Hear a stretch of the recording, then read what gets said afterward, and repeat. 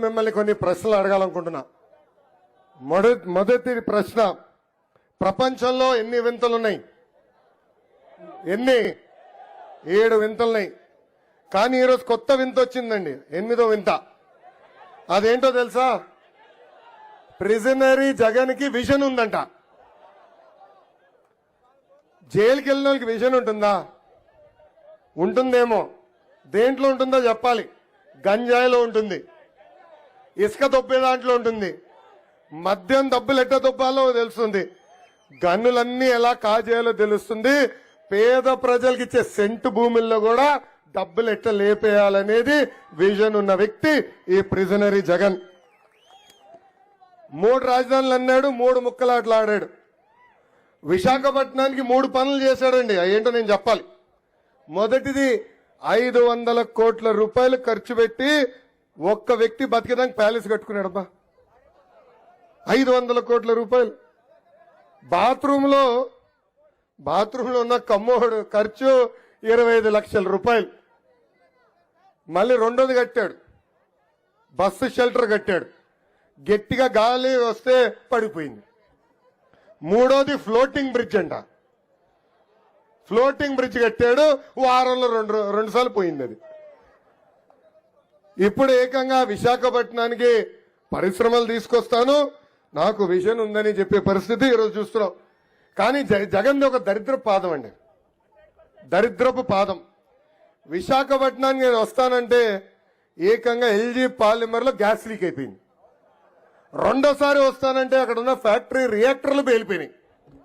నిన్నగాక మొన్న వెళ్లే ముందల, ఒకరోజు ముందల బైజూస్ సెంటర్ తగలబడిపోయింది. అంత దరిద్రపు పాదం ఈ జగన్. ఏకంగా ఉత్తరాంధ్ర నుంచే ప్రమాణ స్వీకారం చేస్తానని చెప్పాడు. ఉత్తరాంధ్ర ప్రజలు ఇప్పుడు సిద్ధంగా ఉన్నారు జగన్ కి అంతిమ యాత్ర ఇచ్చేదానికని ఈ సభాముఖం మీకు తెలుపుతున్నాం. దాంట్లో ఇంకో వింత జరిగింది. అదేంటో తెలుసా? ఏంటది? గ్రాఫిక్స్ తో ఒక కొత్త భవనం చూపించాడు అక్కడ, చూసారా? అది వాళ్ళకి బ్రాండ్. అది ఏంటది? కోడికత్తి బ్రాండ్. రాత్రికి రాత్రి జగన్ ఒక డిజైన్ చూపించాడు. నేనే ఆశ్చర్యపోయా, అబ్బా ఎక్కడొచ్చిందిరా ఏడి అని.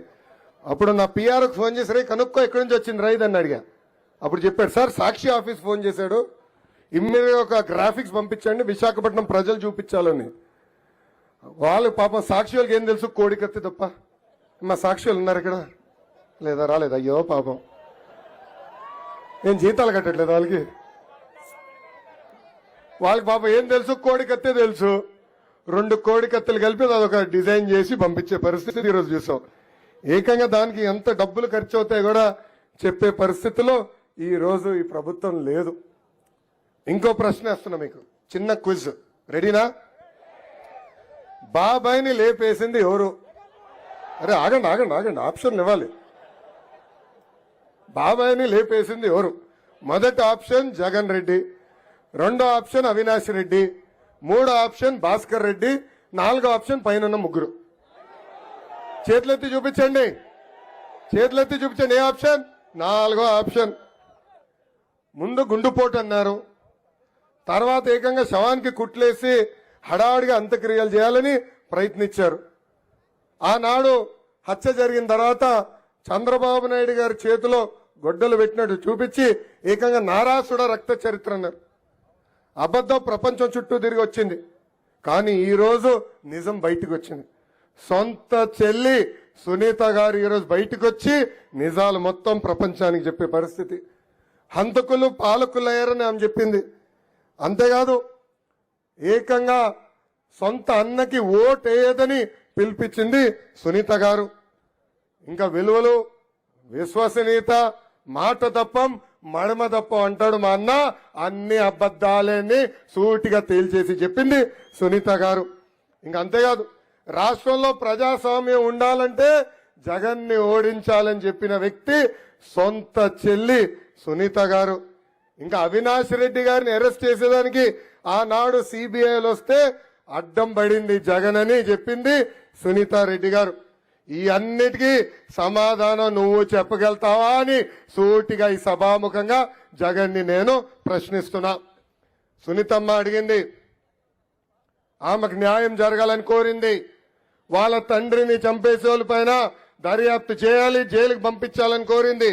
ఆ అమ్మకి నేను హామీ ఇస్తున్నా, 2 నెలలు ఓపిక పట్టు తల్లి, మా ప్రభుత్వం వస్తుంది, తప్పనిసరిగా మీకు న్యాయం చేసే బాధ్యత నేను తీసుకుంటా. ఇక్కడున్న తల్లిలు ఆలోచించాలా. సొంత తల్లి చెల్లిని మెడబట్టి బయటికి గెంటేశాడు జగన్. సొంత తల్లికి చెల్లికి న్యాయం చేయలేని వ్యక్తి మనకి న్యాయం చేస్తాడా అని ఒక్కసారి ఆలోచించమని ఈ సభాముఖంగా కోరుతున్నాం. ఇంకా ఈ సైకో జగన్ ఒక అద్భుతమైన కటింగ్ ఫిట్టింగ్ మాస్టర్. ఏంటది? Cutting fitting master. ఆయనకి 2 బటన్లు ఉంటాయి.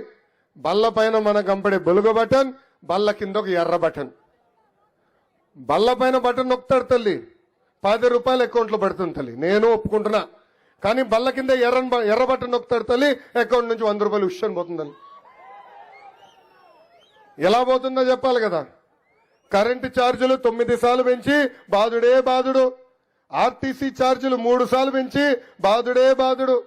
ఇంటి పన్ను చెత్త పన్ను పెంచి బాధుడే బాధుడు. పెట్రోల్ డీజిల్ ధరలు పెంచి,